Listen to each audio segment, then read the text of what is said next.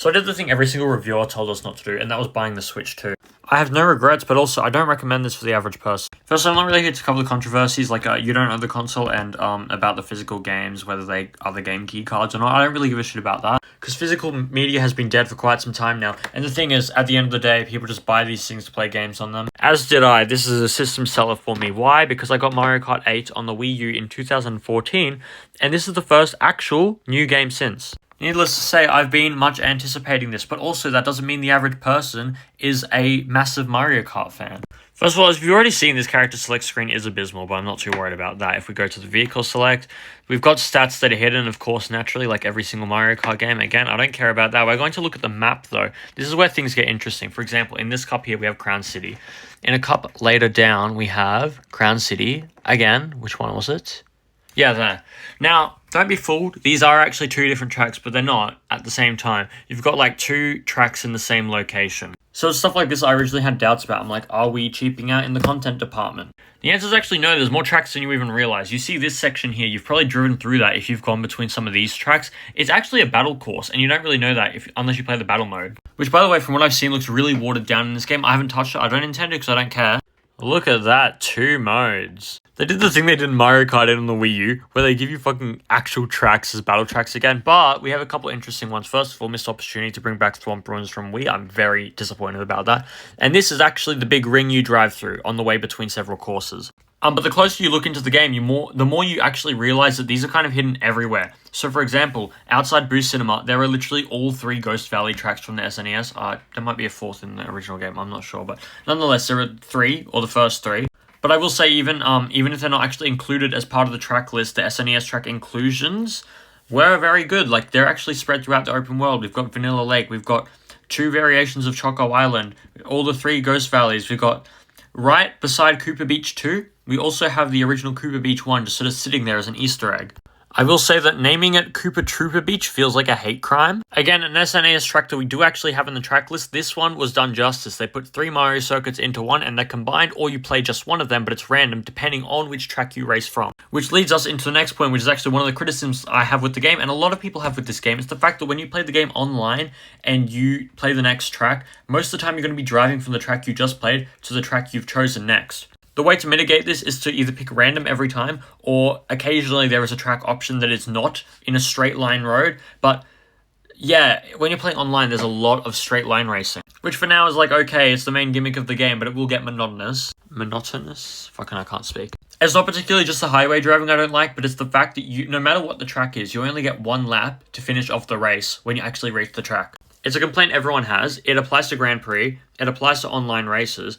It just means that almost all the race is meaningless, and then the last lap is way too fast for anything to happen. Or as in, like, for example, if you just get stomped that lap, you don't have a redemption. We have the same thing with Peach Stadium. We've got it there, and we've got it elsewhere here. Yeah, there. Some remakes were done particularly well. Shy Guy Bazaar is one of those, because it's just the original track with more added in the way of the grind rails, which I've not even properly explored, but there's a shit ton of stuff to do there. Not to mention that there's actually also an alternate version of the race depending on whether you drive from another track, which is insane because they took an old track and added another track to it. And I do think that's one thing I do like about driving between the courses in online is the fact that the track can actually be played differently. Like, for example, the starter track, Mario Bros. Circuit, could be played in reverse depending on which track you come from. Other tracks like Peach Beach actually got a bit of a glow up, but you play the first lap like the original track, but then it opens up more for the rest of it. Although I don't know how much I like the rest of the race, but nonetheless, it's cool they added it. Most of the retro tracks in this game were done very well, but 2 of them were totally abused. Wario Stadium is one of them, and the other one is Choco Mountain. With Wario Stadium, it's an entirely different fucking layout, like it's not the same track. Why call it the same track? Well, I do understand a lot of people originally did complain about the original track, because don't get me wrong, it's long as hell, it's boring, and I am definitely biased towards that track because I have fond memories of playing it. What we also have to understand is that can you even call it the same track if it's literally a different track? It's giving GBA's Sky Garden from Mario Kart 8 Deluxe Booster Course Pass. It's not very fair. It's not very faithful to the original track. The anticipation was killing us. It was the only 64 track that was never remade. And what they could have done is use the mechanics of the game, as they already did by the way in this version of the track, to make the track fun to play. They didn't need to shorten it. It literally would have been fun to play. Especially given usually you're only playing 1 lap of it anyway, so the race is short as hell the way it is. They could just bring it back to the way it was.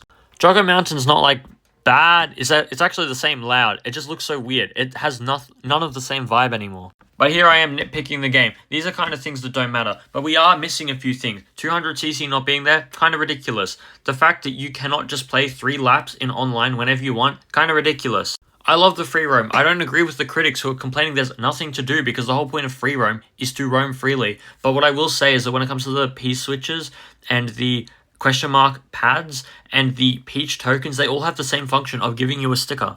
This might be a skill issue, but one thing I didn't even mention yet is water physics. I really hate the water physics. I understand they were trying to differentiate them from Mario Kart 7 and 8 because it was sluggish to drive in those as well, but what I think happened was they decided to overhaul it, and then halfway through they just got stuck and decided to leave it as is.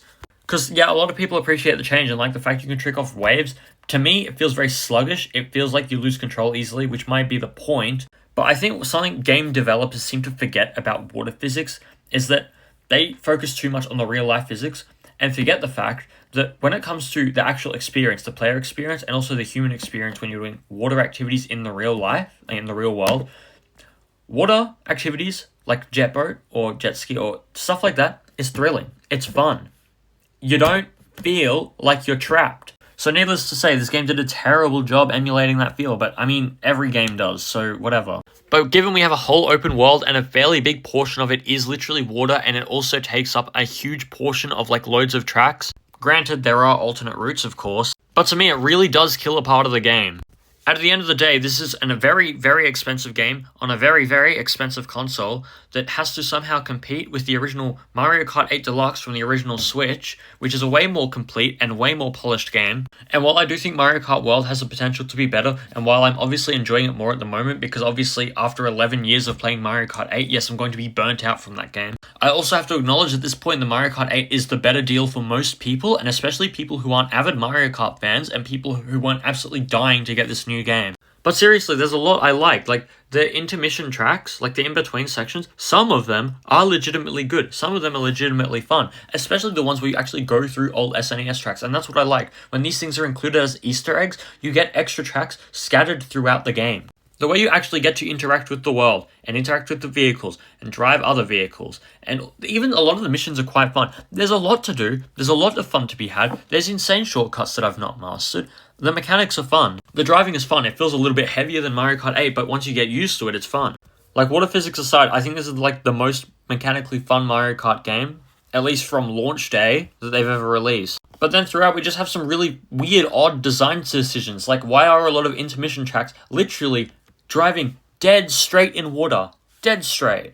Knockout Tour is a cool concept. I don't like the rubber banding AIs, but all in all, these go long enough where it actually feels like everything matters, even though it's all long road. Now, we have to be fair to this game. This game has 30 tracks compared to the 96 that Mario Kart 8 Deluxe accumulated over an 11-year period. That said, with the weird omissions such as 200cc, such as tournaments from online, just a lot of things that are just weird design choices, and sometimes it feels like there's a bit of a lack of content, I feel like this game will give burnout fairly easily. And I think we have to also remember what Mario Kart is at its core, which is a casual party game that people can pick up and play without knowing anything about games. Mario Kart 8 Deluxe, you launch straight into a race, you play the race, you move on to the next one, launch straight into it. Mario Kart 8 Deluxe, the actual time spent having fun is just, I think, it is overwhelmingly higher than a game like this, where again, you're forced to play bad intermission sections, play a very, very short portion of otherwise extremely good tracks, and then wait for the next race to repeat this process again. I like the intermissions for the most part, some of them. Just add more laps to the tracks and bring back 200cc. Don't drip feed content like it's Splatoon 3, and then we should be good. But again, this is coming from somebody who actually really loves Mario Kart. But again, for most people, this is like the only game that is available that's actually a first-party title, which is why people buy Nintendo consoles in the first place. And I can guarantee you, if you're a casual player and you're a Switch player of any other game and you just happen to sort of like Mario Kart, you're fine with Mario Kart 8 Deluxe. Don't get this. Wait for something else to come onto the console. Also, I'm not sure what frame rate this is recorded at on TikTok, but what I'm going to tell you is this is a Splatoon 3 free update that added 60 FPS to the lobby area, which shouldn't seem like an insane feat, but it kind of is. A patch where this frame rate and visual improvement applied only to the Switch 2 version of Splatoon 3, so I'm telling you that if you went out and you bought the Nintendo Switch 2 version of a Zelda game, you got scammed. Because they full well have the capacity to increase the cap of the frame rate to 60 FPS, and they just chose not to do it and to resell it for a higher price. It's a fucking yippee. Love this fucking console.